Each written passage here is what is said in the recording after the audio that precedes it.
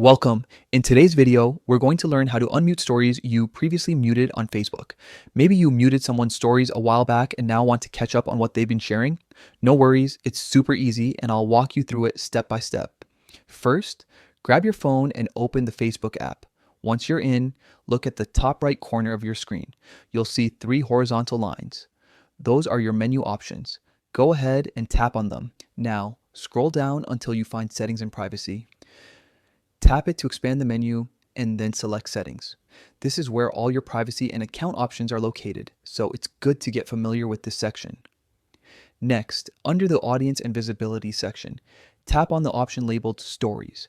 This is where you can fine-tune all your story preferences, including who can see your stories and which stories you've muted.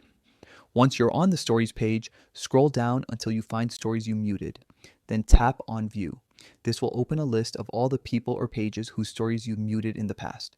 Here's the final step. Find the person or page whose stories you want to start seeing again and simply tap Unmute. That's it.